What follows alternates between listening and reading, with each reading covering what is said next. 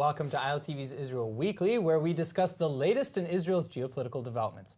I'm Aaron Porras, and with me today in the studio are Dr. Martin Sherman, the founder and executive director of the Israel Institute for Strategic Studies, Ambassador Yosef Livni, who was former Israeli ambassador to multiple countries, Brigadier General Ram Shmueli, who is the former head of Israeli Air Force Intelligence, and Yael Patir, the Israel director of J Street. Thank you all so much for coming in, by the way.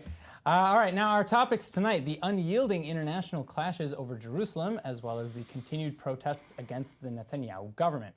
First, we turn to the United Nations General Assembly, where 128 member countries voted to adopt a resolution condemning United States President Donald Trump's recognition of Jerusalem and demanding its retraction. Despite the United States' threats to hold grudges against those who voted for this resolution, it seems the world has sided with the Palestinians, many of which continue to riot across the West Bank, Gaza, and Jerusalem. Israel completely rejects this preposterous resolution. Jerusalem is our capital, always was, always will be. But I do appreciate the fact that a growing number of countries refuse to participate in this theater of the absurd. So I appreciate that, and especially I want to again express our thanks to President Trump and Ambassador Haley for their stalwart defense of Israel and their stalwart defense of the truth. قرار الجمعية العامة للأمم المتحدة بالأمس حول القدس يؤكد على صوابية وعدالة القضية الفلسطينية، وعلى أن الموقف الدولي هو مناصر لحقنا العربي والفلسطيني في قضيتنا وفي قدسنا، وعلى أن الإدارة الأمريكية ومن خلفها قرار ترامب هي إدارة معزولة عن العالم، تتخذ هذه القرارات التي تستخف فيه بكل قرارات الأمم المتحدة والشرعية الدولية، وتؤكد بأنها فوق القانون وتدعم الكيان الصهيوني. So, Ambassador Livni, I'd actually like to start off with you tonight. Is the United States alienating itself, and what are any other takes that you kind of got from this UNGA vote? No, I don't think the United States is alienating itself. I don't think the United Nations can afford to alienate the United States. I think this is a vote that is a political ploy. I think that it was clear from the start that the threats or the, will take names, it wasn't going to work. And but it's a GA resolution. And for someone who's been in the United Nations for 3 months at the General Assembly and saw numbers of resolutions being adopted at similar ratios, I don't think we should attribute too much importance to it. And let's remember one thing. Back in the 70s, even when Jerusalem was not recognized as Israel's capital, we had embassies in Jerusalem. Okay, so well, actually, Yael, I'd like to turn to you now.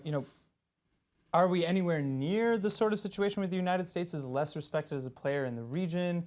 How does this affect us, the United States, et cetera? I mean, obviously, if we look at the end game being to resolve the conflict and bring a peace agreement, and if we all are in agreement, which I believe we are, that without the U.S., it's a no-go. I mean, America and the U.S. and the U.S. administration will have to take their part in leading this process. Without them, it's not going to happen.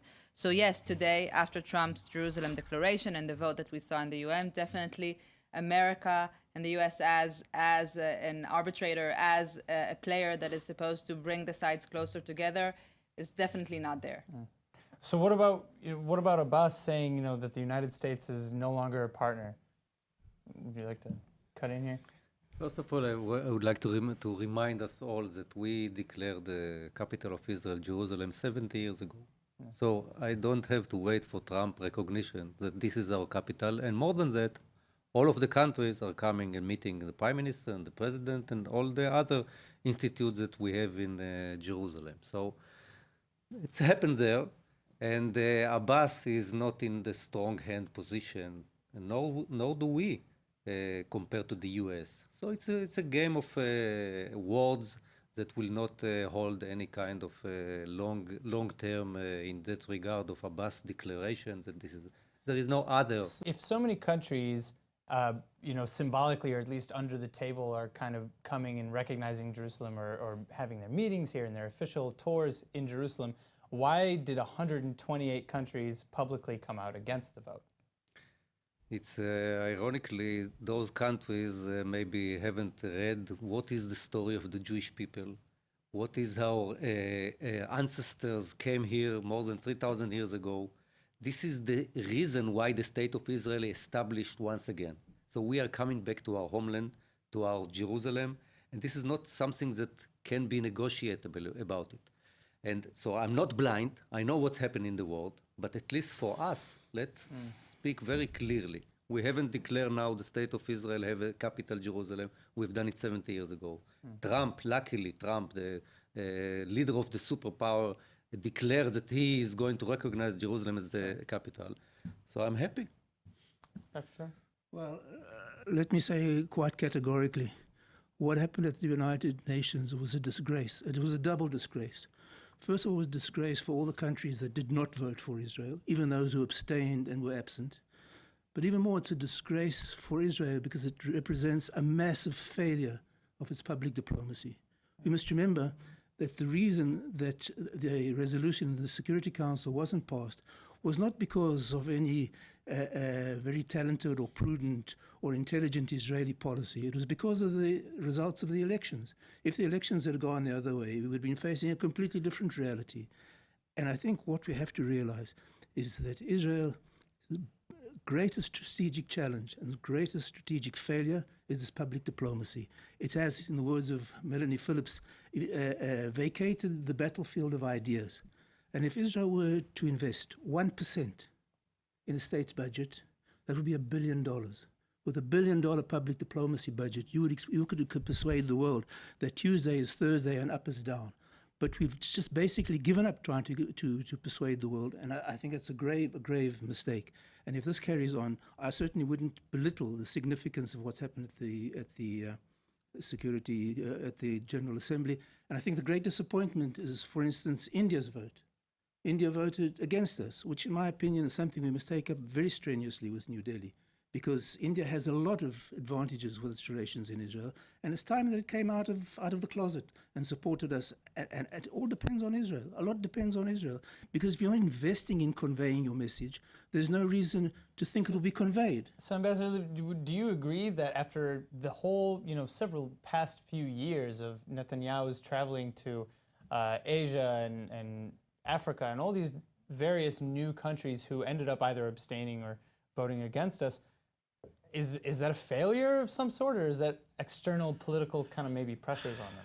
I think it's not a question of failure or something. I think this is something that we've seen time and time again. We saw it in 1975 with the Zionism equal racism. We saw it when it came to the United Nations recognizing the Palestinians as a non-member state. But those all results of our failure no, it to isn't. promote No, our it public isn't. diplomacy. Pardon me. I remember you send people, you talk to people, you speak, and they say, yes, we understand. We have our interests. On a bilateral level, our relations are excellent. We do a lot of things together. You do a lot of business. You talk about India, there are countries like Brazil and like others with which we have huge trade going on both sides. And they say, look, but we disagree with your policies on this and this and this. But, And it has nothing to do with public diplomacy, because at the end of the day, politicians decide, and politicians decide on interests. We don't like it. I certainly did not like it. And I remember when I spoke to I cannot understand why Israel cannot explain that to support the Palestinians in a two-state solution is just another word for the establishment of yet another homophobic, misogynistic, Muslim-majority tyranny whose hallmarks will be the persecution of gays, discrimination against females, the persecution of all Muslim faiths. Why would anyone support such a policy? Why? It's beyond my comprehension. It. Sorry? Yeah. Nobody would believe it. No one has ever given a good reason why a Palestinian state would be anything but homophobic, misogynistic, Muslim majority tyranny. Have you? Could you, as a representative of J Street, give any reason why it would be anything else but that? First of all, it's not a matter of what it will be. It's Of a course it matter. is. It's a matter of providing a solution for people That's who your are living solution. under That's your oppression. solution. That's So your solution. what is Hold another on, hold on. solution? No, I I mean, can from give the you point another of view of solution. an Israeli Let's that wants. have a debate on resolving the Palestinian. What? Let's have a debate on resolving the Palestinian conflict, and I'll be happy to give you an alternative. The debate is on how to resolve the conflict, and the debate is what would be the future of the state of Israel. Would it be a Jewish and democratic state, or would it be something else? I mean, for Sure, I agree with you. the I interest agree with is you. to preserve Israel as a Jewish and I agree democratic with you. state, and the only No. possibility for that to happen no, is no, for there no. to be a Palestinian No, state no, living no, side by not at side all, in not at peace all. and Why? security. Why is Not that at the all. only? Because otherwise, we would all the other scenarios, like, which we could list probably around this table, would either jeopardize its Jewish character or its democratic character. Allow me to list another alternative. First of all, as soon as Israel adopted recognition of Palestinian claims for statehood, it put itself in an impossible position because no responsible government can make the concessions required to set up a viable Palestinian state and preserve Israel's minimum security. No way. And I'm saying that as a non-observant Jew, not as someone who has a religious affiliation to the territory. There's no way that you can divide the territory between the river and the sea and preserve Israel's There's many security experts in Israel that disagree with you. Oh, you mean the people who told Many us, of them. the military experts who supported the withdrawal from Gaza? We've seen. I mean, the hundreds. Admiral, would you like to weigh in? Always when there is discussion about the Middle East, I said that the big threat to the Middle East is this stability with the Iranian intervention in all the Middle East. And this is something that should be first priority, not because I want to make a different story. The Iranians are the bad people. The issue, every Arab country that you will ask, what is the big challenge in the Middle East? It is not the Arab-Israeli dispute, which we have to solve. The big threat to the stability of the Middle East nowadays, and this is something that I know because I know the intelligence, I know the story, and you know also because you read the press, is the underground and upground activities with hundreds of millions of dollars pushing terror both in Yemen, in Syria, which they are on our front, in the Al-Qaeda in Sinai, in Hamas, which are Sunnis, all of this instability in the Middle East, this is the first priority of any reasonable person. Actually, this is what Trump said just about the papers that he published a week ago about what is the strategic challenge of the United States in the Middle East. This is the issue. Doesn't give us a free time not to discuss the Arab-Israeli dispute. But this is not the first issue that threatens the Middle East today. This is what I believe. But that wasn't behind the vote at the UN. Behind the vote at the UN was the Palestinian issue. And unless we can extricate ourselves from a commitment to Palestinian statehood, we will be in an impossible diplomatic position because you cannot make the concessions required for a Palestinian state and keep Israel safe. All right, well, on that note, let's move on. Police investigators have recently finished their 7th interrogation of Prime Minister Netanyahu as part of 2 graft probes alleging possible corruption. But that's not all the ruling coalition has to deal with right now. Coalition Chairman David Bitan has recently stepped down, also among several counts of corruption stacked against him, and he's been replaced by David Amsalem. Further, although they seem to have lost some steam, public protests against the Likud government and Prime Minister Netanyahu and his alleged corruption have also continued. Pair these tensions with those over the police recommendations bill, and you can see how things start to kind of pile on. To demonstrate against the corruption of our government, about all the things that are doing here in the country, and we don't feel here safe, and we don't like the way that it's all the behavior of our leaders. We came here, my wife and friends of us, in order to demonstrate against the corruption of the Israeli government, and we need to convince most of the people of Israel in order to democratically step down the government and change it in order to take Israel to a more clean way for its future, and to make sure this is done as much as possible, as quick as possible. רוב הפעמים זה מתחיל בכותרות מפוצצות, במהדורות, ורוב הפעמים זה נגמר בלא כלום. ואני מבטיח לכם, כך יקרה גם הפעם. So I'm going to come back to you, Yael, this time. What do you make of these protests and these demonstrations? Like, you know, we've talked about Israel's security. I think if you'll ask Israelis today, by and large, what is the number one threat to Israel nowadays, they won't say Iran and they won't say the conflict. They would say the solidarity between the people, and they would say that it's the offensive against the state institutions, which is what we're seeing coming from this government. One day it's the police, the other day it's the Supreme Court. It even got into the army, which is the most supported institution in Israel. So people are coming out and they're saying, no more. I think people are seriously concerned about the security and the future of the state. But do you think that this is new to the Netanyahu government? That this division, or do you think it's worse now for any particular reason? Yes, and I think the fact that we saw yesterday a right-wing protest in Saturday that joined the protests that were in the last few weeks in Tel Aviv and before that in Petah Tikva, and you see the momentum growing and growing, and now the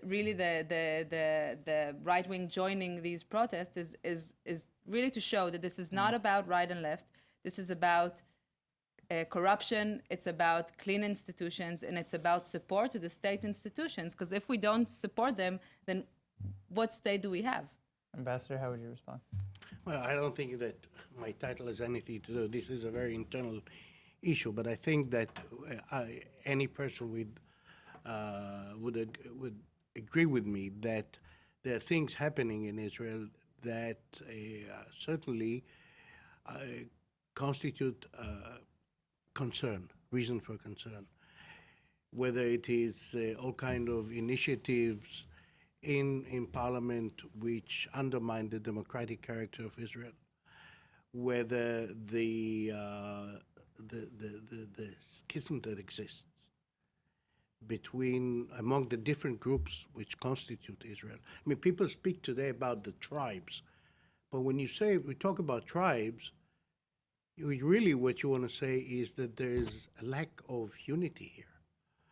And that I think that all these things, all the investigations, all the rumors have given rise to these manifestations.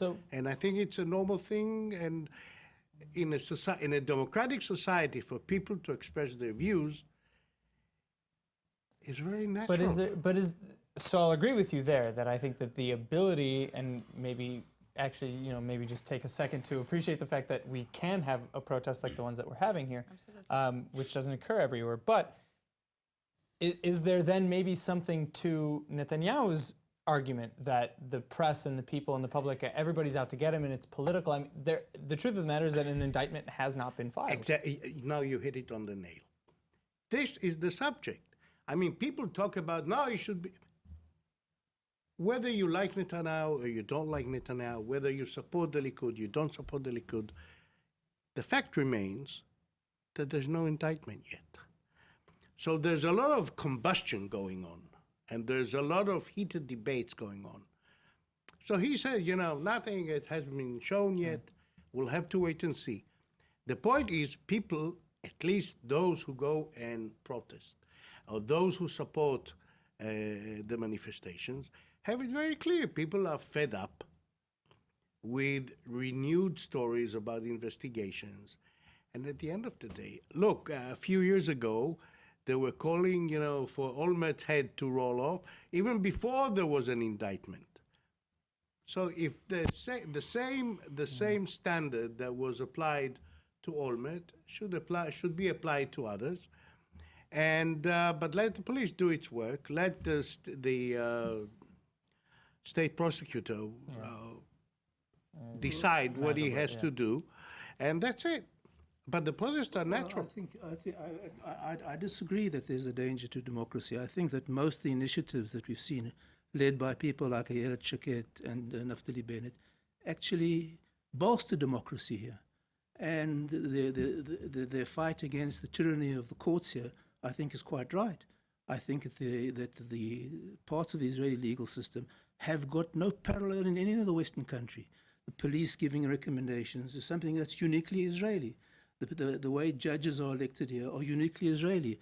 And I cannot understand why people object to greater transparency and greater involvement of the elected politicians in forming the judiciary is anti-democratic. I think it's exactly the opposite.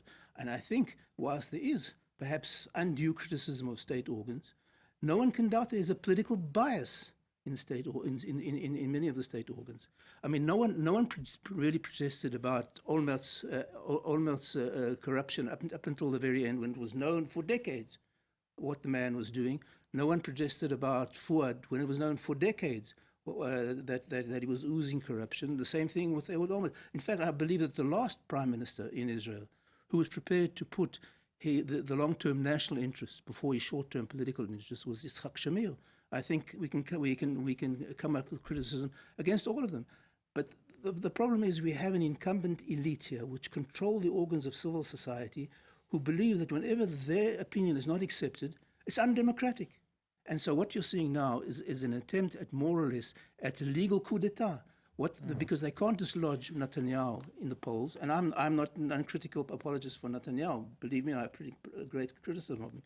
Right. But what you're seeing now is because they cannot dislodge him in the polls, they're trying to do everything else. Exactly what's happening in America with Trump, by the way. I don't want to diverge, but it's a very parallel situation because they can't dislodge so-called right-wing governments in the polls, so they try to dislodge them with all sorts of other means. Which is totally undemocratic. So I want to come back over here. I do not believe that people have to be in power more than two period of time.